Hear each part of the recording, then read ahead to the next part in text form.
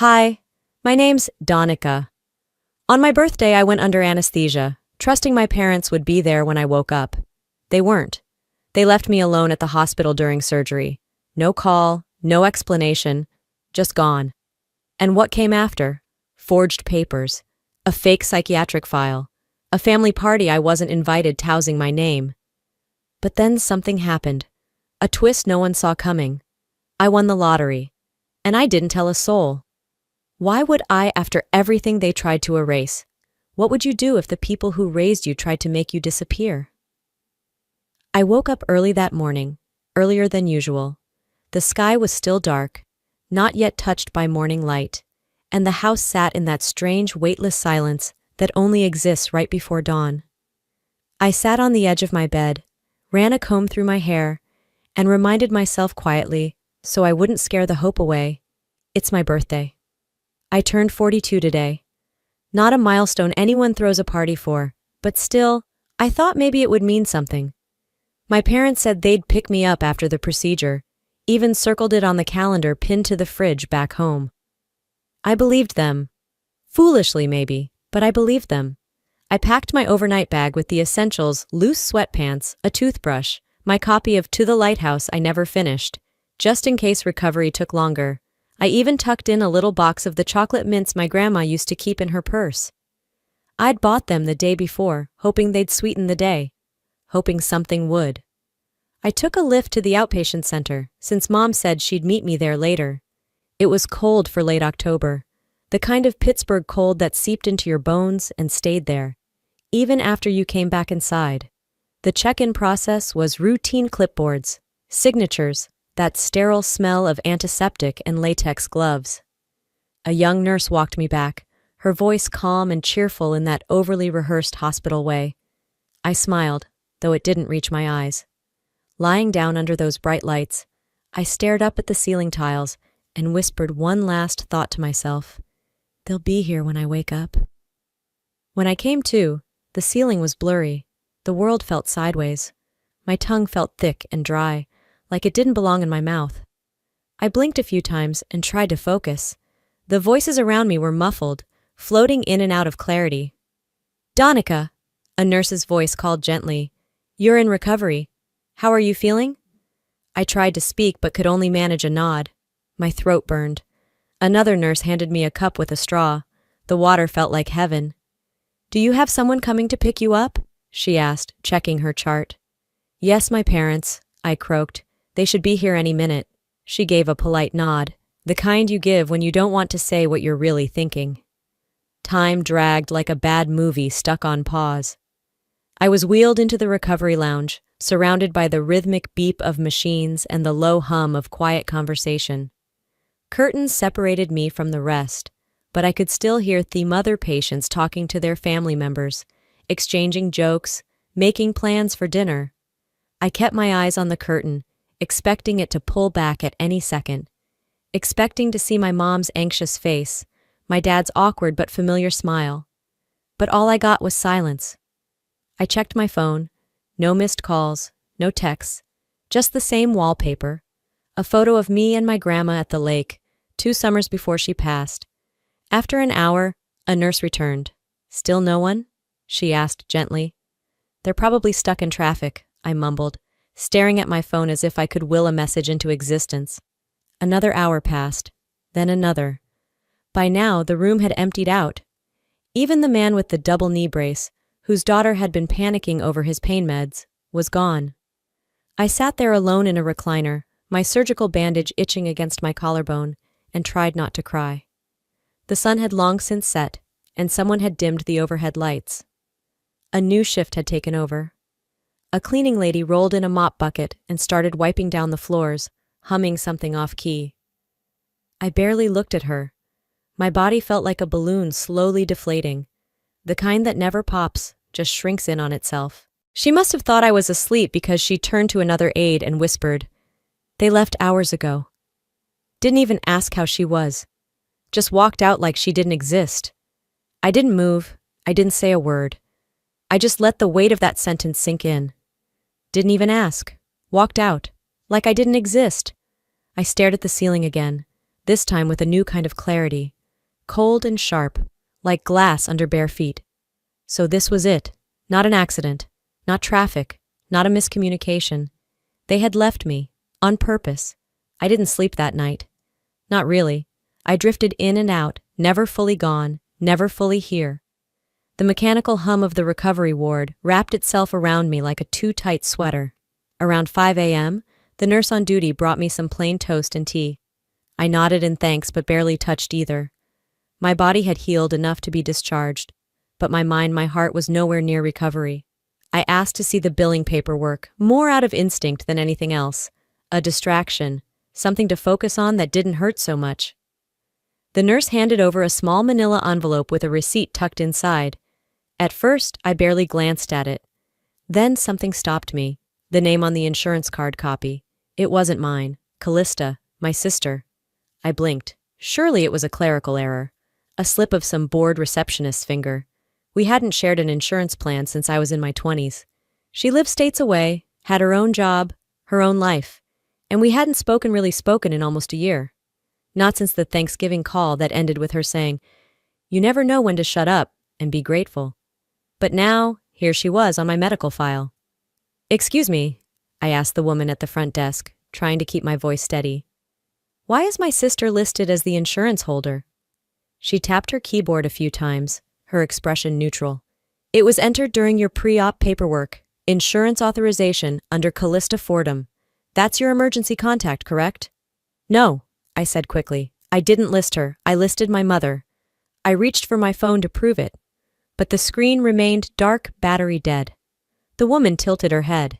"It's not uncommon for family to provide coverage, especially when authorization is needed in a time crunch. Maybe she helped out?"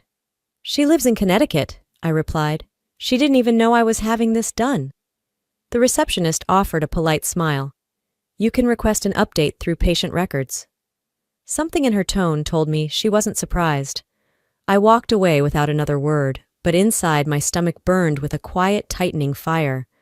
I found the records office down the hall from radiology. A young man behind the desk greeted me with the same chirpy tone I was growing to hate. He asked for ID, then clicked away at his computer. "I'd like to review my file," I said. "The full one, including any legal documents on file." He raised an eyebrow but didn't question it. A few minutes later, he slid a thick folder across the desk. "You'll need to review it in here," he said. "No copies without a supervisor's sign-off." I opened it slowly.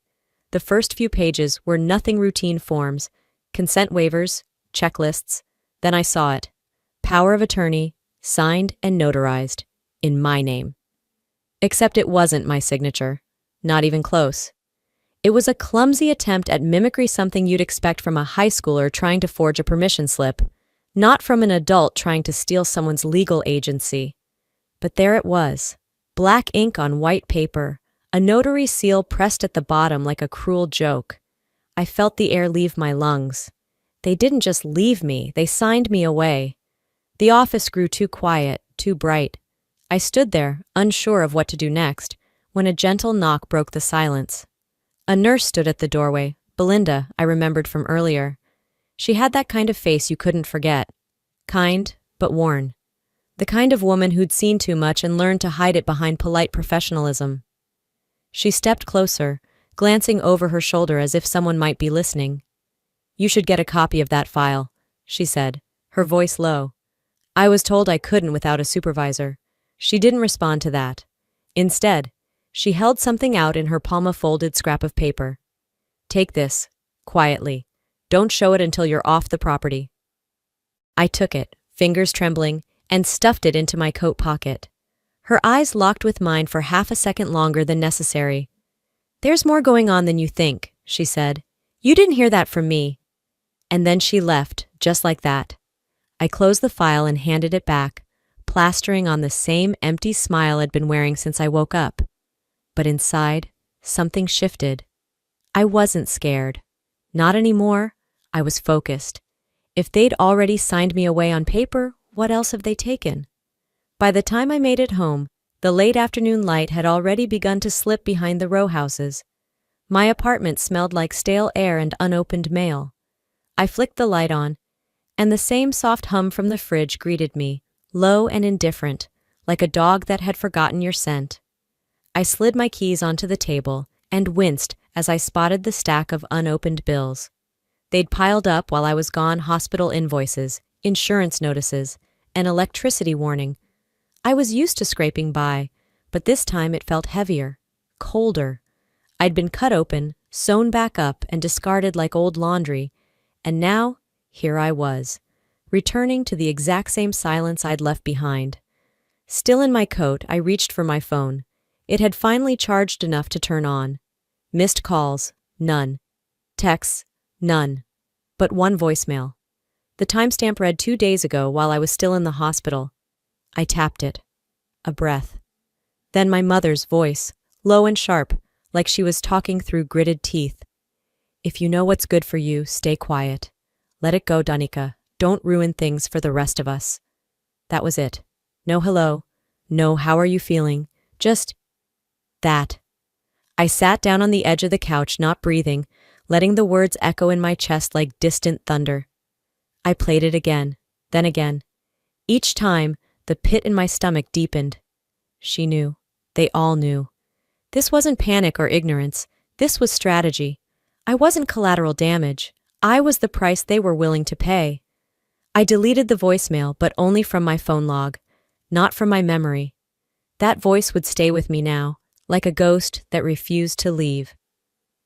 I changed into an old t-shirt, made myself some toast I didn't eat, and sat at the kitchen table. I opened my laptop, intending to distract myself with emails, maybe a recipe blog, anything not to feel so cornered. But then I made the mistake of opening Facebook. The first thing I saw was a photo, a backyard strung with lights, balloons, a long table dressed with snacks, gifts, and a cake too perfect to be homemade. A banner hung above the porch that read, "Happy birthday Callista plus Danica." My heart clenched. There were my parents, my sister wearing a peach-colored dress I knew she'd borrowed from me years ago and never returned, a handful of cousins, an uncle I hadn't seen since Dad's retirement party. Everyone, smiling. I blinked. I hadn't received a single message. Not a call, not a text. And yet, there it was. A party in my honor, without me. The caption beneath the photo read, "Family first, always." I laughed once, sharp and bitter. The kind of laugh that isn't joy, just broken noise. I stared at the photo a little longer. Then I clicked save. They wanted the image of me. The idea of me. Enough to make a cake, pose for a photo, and write my name on a banner, but not enough to actually invite me. That was the moment something inside me stopped grieving. Not because I was over it, not because I forgave them, but because I understood. They hadn't forgotten me. They were replacing me. I opened a new folder on my desktop and named it Proof. Inside it, I dropped the saved photo, the insurance receipt scan I'd taken at the hospital, and a note to myself to retrieve the voicemail from my cloud backup. I wasn't crying anymore. I was documenting, not because I needed revenge, not yet, but because I needed the truth to have a home, one that couldn't be erased, edited, or twisted. I shut my laptop and stared out the window, watching the dusk swallow the skyline in shades of gray. They think they're writing me out, but I'm the one with the pen now. Sleep didn't come easily that night. I lay on my side, watching the ceiling fan turn slow, each blade carving the silence like a dull knife. I wasn't anxious, I was calculating. There's something about knowing you've been targeted that forces your brain into overdrive. You think about everything differently. You question every memory, every delay, every time someone forgot to loop you in. When morning came, I poured a cup of coffee I never finished and booted up my laptop. I remembered what Belinda had said. I didn't know how deep this went, but I was done guessing. So I logged in to the legal trust portal my family used. Years ago, our family attorney helped set it up back when things felt more whole, more honest. The login still worked. I navigated to the Beneficiaries tab. There it was. Callista primary and sole beneficiary. Me? Nothing. No secondary. No contingency. No footnote. Just erased. There had been a section for me. I remembered that clearly, like the way you remember which direction a picture used to hang after someone tilts it. But it was gone now, as if I'd never been there. The update date was 6 months ago. And next to it, A digital consent signature. Mine. Except it wasn't. It was a shaky, stretched version of my name, the way a kid tries to copy a parent's handwriting, close enough to fool a stranger. But I knew my own curves and lines. I knew I'd never authorized anything. And the name next to the change? Approved by Lorraine Wyatt, my mother. She didn't even try to hide it. I sat back in my chair, heart pounding like it'd run a mile. They'd taken me off the trust, off my own family's future, without a phone call, without a conversation. I wasn't surprised anymore. I was tired of being surprised. I closed the tab and reached for my phone, almost out of habit. I wasn't sure what I was hoping to see, some apology maybe, a missed call, but there was nothing. Instead, I scrolled through Instagram, a reflex I should have learned to resist. And there she was, Callista, grinning beside a fake, wood-paneled backdrop in what looked like a podcast interview. Her hair was curled, her lipstick too bright for her skin tone, and around her neck, my grandmother's locket. It wasn't just any piece of jewelry. It was the one she'd let me wear on my 16th birthday, the one she whispered would be mine someday. I hadn't seen it in years. I thought it was lost after she passed. And now, there it was, resting on Callista's chest, like it had always belonged to her. I zoomed in on the picture. The tiny engraving on the back marguerite, 1938, confirmed it. It wasn't just the money. They were rewriting the past. And I hadn't even noticed when it started. I shut the app and looked around my apartment. Stacks of old paperwork. Receipts I hadn't thrown away. Birthday cards from 10 years ago tucked in drawers. I started pulling things out every folder. Every piece of mail I'd once shrugged off as unimportant. A pattern emerged. Medical forms that came late. Credit card renewals I never requested. A dental appointment canceled without my knowledge. All little things spread over years. But together, it was a campaign. Not loud, not violent, but methodical. Each move chipped away at my place in the family, my rights, my memories, my proof of existence. By the time the sun dipped again, the coffee in my cup was cold, untouched. My living room looked like a war room. I opened a new encrypted folder on my desktop, labeled it in all caps, Phase 2. And then I started filling it. Legal documents, screenshots, photos, backups, passwords. I wasn't going to confront anyone, not yet. But I wasn't going to be caught sleeping again either. I wasn't collecting ammo. I was building a firewall. They had taken me off paper. Now I was putting myself back on it in places they couldn't reach. They'd made it clear there was no seat at their table for me, so I'd stopped waiting. There's something about pressing save on a folder labeled Phase 2 that changes the rhythm of your thoughts. Not overnight, not in some grand transformation, but gradually, like turning the dial on an old radio until the static fades and the signal comes in clear. By the third morning after the trust discovery, I was restless. Not anxious, just alert. I needed a break. Not from the fight, just from my own thoughts looping back on themselves. So I did something I hadn't done in a long time. I left the apartment without a list, without a purpose, without telling anyone.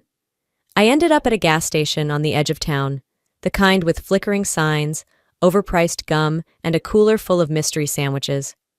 I went in for a Diet Coke and came out with a lottery ticket. Impulse, nothing more. The machine near the register blinked red, asking for a zip code. I punched in my old childhood one habit and tucked the ticket in my coat pocket without a second glance. It wasn't until the next evening, after dinner and a shower and another deep dive into my laptop files, that I remembered the slip of paper. I pulled it out. The numbers stared back at me like a dare. I opened the lottery site on my phone, tapped the latest results, and began comparing. One number matched, then 2, then 4. I read them again slowly, all 6. I didn't scream, didn't laugh. I just sat there on the edge of my bed, blinking at the numbers like they were written in another language. $10 million. 10 million. I set the ticket down on the nightstand and walked away. I didn't touch it again that night. Instead, I opened my laptop and searched. How to claim lottery anonymously in Pennsylvania. That led to articles. Those led to law firms. By midnight, I had an appointment set with an independent attorney downtown, one with no ties to anyone I knew. By 10 a.m. the next day, I was sitting across from a man in a gray suit who who had the kind of voice that made everything sound like a contract clause. He reviewed my situation, then explained how we'd proceed. Blind trust. Assigned trustee. The winnings would be funneled through a structure that protected my identity.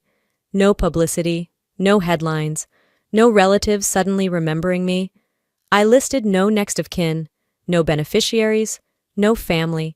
I wasn't building a legacy. I was building a firewall with legs. By the time I left his office, the ticket was no longer mine, not technically. But I'd never felt more in control of something in my life. Back home, I poured myself a glass of water and stood in the middle of my living room, unsure of what to do next. Winning that kind of money is supposed to feel like a movie ending. Confetti, cheers, life solved. But for me, it just felt quiet, like closing a door and locking it from the inside. My phone rang around 3 p.m. The name that popped up made my stomach drop. Mom. I debated letting it ring out, but I didn't. Hello? Her voice was tight, clipped, not warm, not surprised. Just, there, Donica. I heard you've been stirring things up again. Belinda said you were asking about records. That's not helpful right now. I didn't respond. You always misunderstood things, she continued. We only did what was necessary. You're too sensitive. You always have been. I stared at the sunlight hitting my windowsill. We were just trying to protect what's best for everyone. You need to let things go. Dragging this out helps no one. Still, I said nothing. There's no need to be dramatic, she added, like she was discussing a leaky faucet. You've always had a tendency to. I ended the call. I didn't throw the phone. I didn't scream. I saved the voicemail. I labeled it Mom Justification, MP3, and dropped it into phase 2. Then I made tea.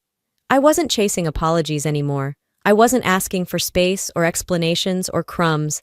I had a key to a different door now, and I wasn't waiting to be invited in. The next morning, I woke up with a name in my head and a plan in motion. By 9 o'clock, I was dressed in clean jeans, a dark sweater, and a face that didn't invite questions. I'd found a notary's office a few blocks from my building, nothing fancy.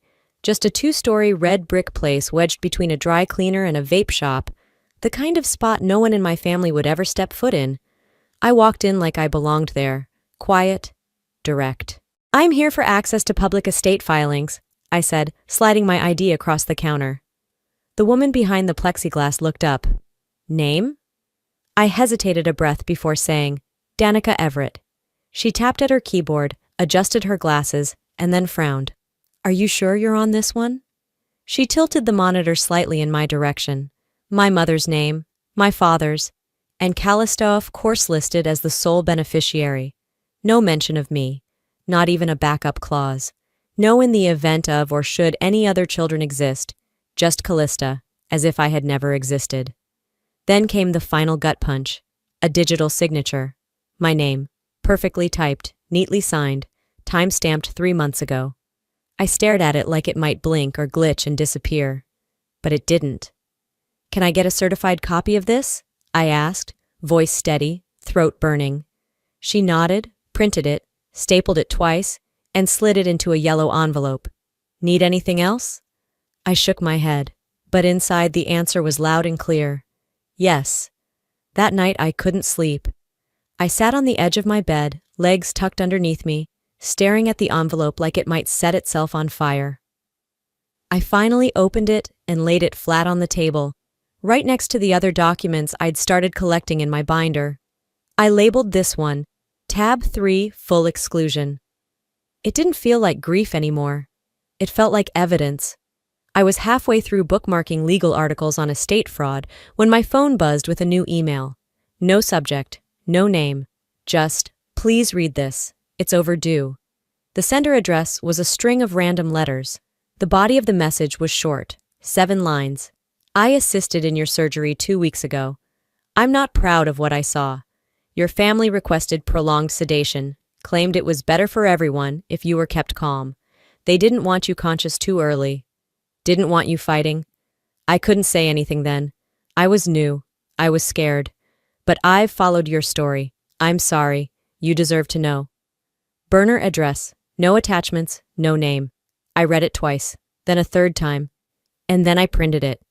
I slipped it into the binder, behind the will, and labeled it Tab 4 Medical Interference. This wasn't just betrayal. It was architecture. They had designed this, built it, brick by brick, lie by lie, forged signature by forged signature. I sat at my kitchen table with a legal pad and started drawing a timeline. 3 months ago, forged will filed. 2 weeks ago, surgery, extended sedation. 1 week ago, inheritance scrubbed, records sealed. Me, removed. They hadn't just taken me off the map, they drugged me unconscious so they could finish the job. I didn't cry. I didn't call anyone. Instead, I opened a new browser tab and searched for top estate fraud attorneys in Pittsburgh. I made 3 appointments, then narrowed it to 1. Early the next morning, I met with a woman named Hannah Becker. Late 40s, sharp blazer, no smile. I liked her immediately. I handed her the envelope, then the email, then the medical papers. She didn't interrupt once, just flipped page by page, making notes in the margins with a pen that clicked like a metronome. "This is strong," she said finally. "Is it enough?" "It's enough to start." That's all I needed. I wasn't preparing a confrontation. I was preparing a case. They wanted quiet. They wanted invisible. I was about to become the loudest thing on paper. They tried to silence me. Now they're screaming. I was making breakfast when the knock came, a hard, impersonal rhythm that didn't belong to neighbors or delivery drivers. I peeked through the peephole and froze. A courier in a courthouse vest held up a manila envelope with my full name typed across the front. I didn't open it right away. My fingers hovered over the flap, heart thudding like I'd just run 5 flights. The kettle on the stove clicked off, forgotten. Inside, a petition for mental health evaluation, filed by my parents, signed by 2 neighbors, Barbara and Joe from 3CW who once borrowed sugar and offered holiday cookies, and a psychological affidavit from a Dr. Alan Brenner, a name I'd never heard. The words blurred as I scanned them, terms like erratic, paranoid, delusional, a list of behaviors attributed to me, half-truths, warped moments, and flat-out fiction, things I'd said in passing, things taken out of context.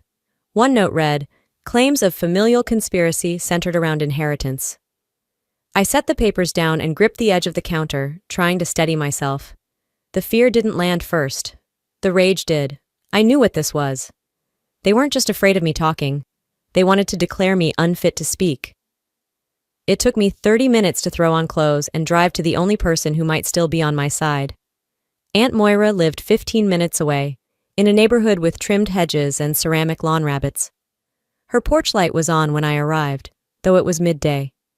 I rang once, twice. She answered, apron on, dish towel in hand. She looked older than I remembered, tired maybe. But her eyes were sharp. She didn't step aside to let me in. "Donica?" she said, voice soft. "I figured you'd come." "I need help," I said. "They're trying to commit me." Her lips thinned. She didn't look surprised. That stung more than I expected. "Come in for a minute," she said, turning her back. I followed her to the kitchen, the same lemon-scented warmth from my childhood still lingering. She poured tea without asking. I didn't drink it. "They're worried," she began. "I'm not unstable," I snapped. "You know that." She sighed. "Honey, they said you've been acting erratic, digging into things, making accusations. What was I supposed to think?" "You were supposed to remember who raised me," I said. "Who I've always been." "Not what they say now." She placed her hand over mine. "Maybe just comply. Get evaluated, clear your name the right way. I'm not giving them the power to rewrite my mind, Moira." She pulled her hand back. "I love you, but I can't go against the whole family." That was it. The only branch that hadn't snapped gone. I left without finishing my tea. By nightfall, I was in my apartment with every lamp on, every curtain drawn, binder open on the floor. I called Hannah Becker and told her what had arrived. She asked for scanned copies. By morning, she had filed a counter-petition with a full psychological profile, attached dates, logs, licensed therapist verification. We backed it with every audio file I'd recorded since the first voicemail. No outbursts, no paranoia, just strategy. But logic wouldn't be enough. Truth was never loud unless you gave it a speaker, so I gave it one. I searched my inbox until I found a message from a local investigative journalist named Rochelle James.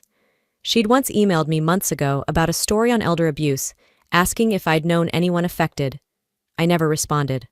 Now I typed, "There's a woman in Pittsburgh being declared mentally unfit so her family can seize her assets.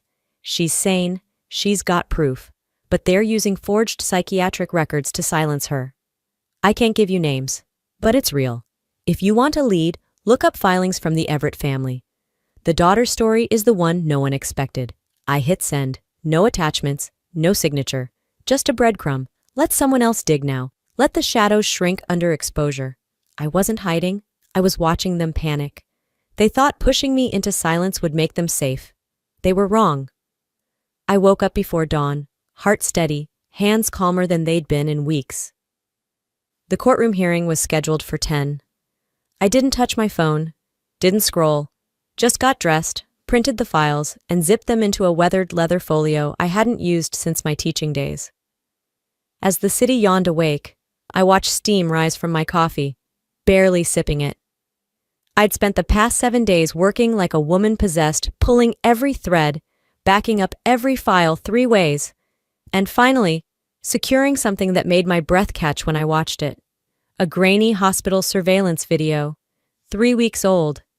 I'd requested it through a third-party service on a hunch.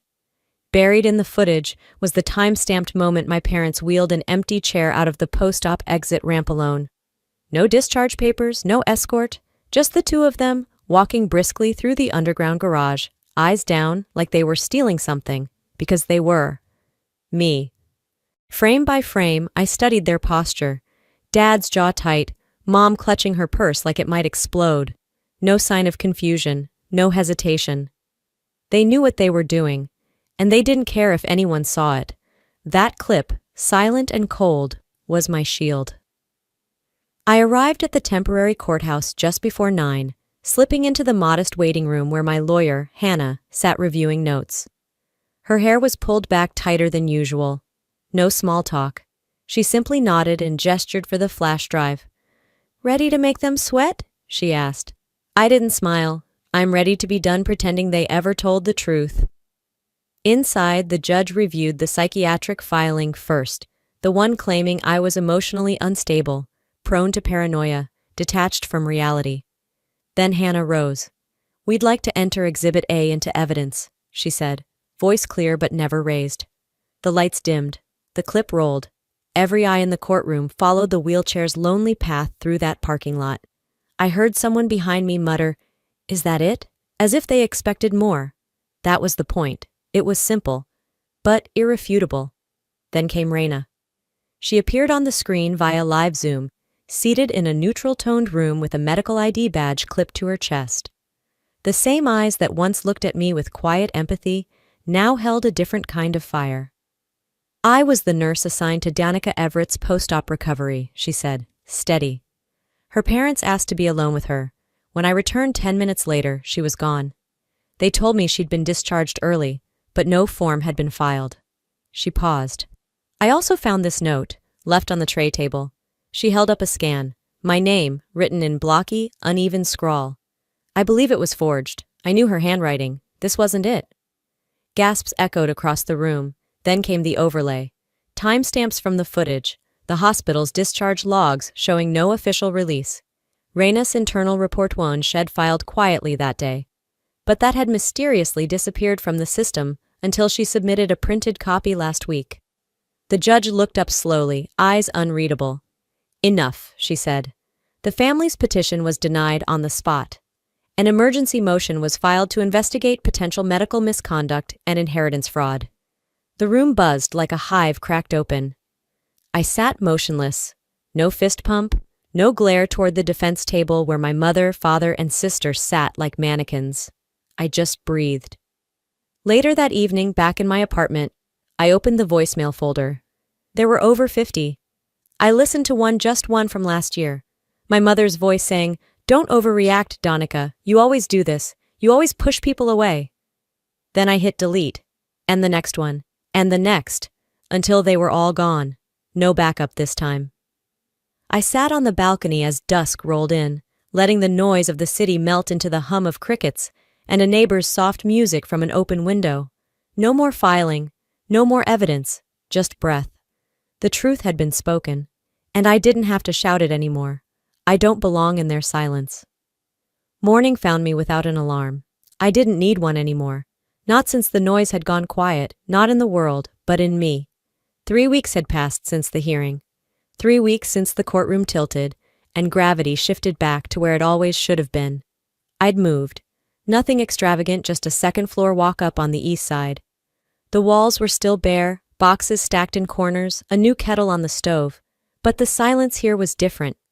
It didn't press down on me. It didn't ask questions or whisper doubts. It just let me breathe. Then came the headlines. Woman silenced by family uncovers forgery scandal. Hospital abuse and legal power. The Everett case opens national dialogue. No photo, no interview, just facts. They never printed my face. I never gave them a quote. But the internet did what it always does. It filled in the blanks, memes, hashtags, comment wars. Some believed I was a martyr. Others said I must have been dramatic, manipulative, or mentally unstable to provoke such betrayal. But the facts were the facts. My name was no longer theirs to erase. The court dismissed every claim. The judge's gavel didn't echo, it landed like punctuation. My mother, once a fixture at every charity gala, quietly resigned from all her boards. My sister lost her rights to the inheritance and was served a formal request to repay improperly accessed trust funds. She moved back to Connecticut. No statements, no lawsuits, just retreat. They didn't fight, because the truth was heavier than any lie they'd constructed. A small settlement was offered. Damages, emotional distress, public slander, financial obstruction. I signed the papers, but declined the check. Instead, I had it redirected to a new entity I'd been building in the quiet hours between sleep and sunrise. The Second Voice Foundation, a space for those erased on paper but still screaming in silence. We started with a website. Then came calls. Then Raina joined not as a witness this time, but as a partner. We hosted workshops for nurses about how to identify family coercion. We helped patients apply for protective documentation. We partnered with 2 other legal teams, and before summer's end, we had filed 4 separate cases on behalf of victims across the country. No billboards, no viral videos, just help, quiet, steady, and real. Then one morning a letter arrived. Cream envelope, familiar handwriting. I opened it on the counter, coffee steaming beside me. It was from my mother. 1 page, a strange mix of apology and defense. I didn't know how to love you the way you needed, she wrote. I didn't understand your silence, so I tried to fill it, with plans, with decisions. I see now that it only pushed you further away. I'm sorry. I hope one day you'll understand I was trying to protect our name, not destroy you. There were no tears. I read it once. Then I placed it into the fireproof box under my bed, the one where I kept important documents. ID, titles, court papers. It belonged there, not because I needed it, but because one day I might need to remember how far I'd come. Forgiveness doesn't always look like reconciliation. Sometimes it looks like distance with dignity. That afternoon, I sat with Raina in our new office space, a secondhand desk, 2 chairs, and a whiteboard already full of ideas. We were preparing for a press inquiry when a volunteer peeked in with an envelope. Someone dropped this off. Said it was from a former patient you helped anonymously. Inside was a note. Your silence saved me. Thank you for screaming when I couldn't. I folded the letter carefully, tucked it into my journal, and looked out the window at a sky no longer gray. Maybe I'll never get the apology I wanted, but I got something better. I got my voice back. Before we close this chapter, let me say this from one voice to another. If you've ever been pushed to the margins, made to feel invisible in your own story, I want you to know, silence doesn't mean surrender. It can be the breath before the breakthrough. I learned that you don't need anyone's permission to exist fully, or to stand up when the world tries to write you out. What matters most isn't who left you behind, but who you become once you decide to stop waiting and start building your own place in this world. In the end, I didn't get the apology I used to cry for, but I got clarity, I got strength, and I got something no one can take away from me again, my voice. Now, I'd love to hear from you. Have you ever been silenced, underestimated, or left behind by someone you trusted? What did you do with that pain? What would justice look like to you if the apology never came? If this story touched your heart, Drop a 1 in the comments or tell me where you're watching from. And if it didn't quite hit home for you, I'd still love to hear why. Was it the story, the message, the way it made you feel? Your thoughts matter, just like your voice. If you want to hear more stories like this, real, raw, and rooted in truth, go ahead and hit subscribe to the channel. Let's keep building a space where voices don't disappear, they grow louder, stronger, and more connected. I'll see you in the next story.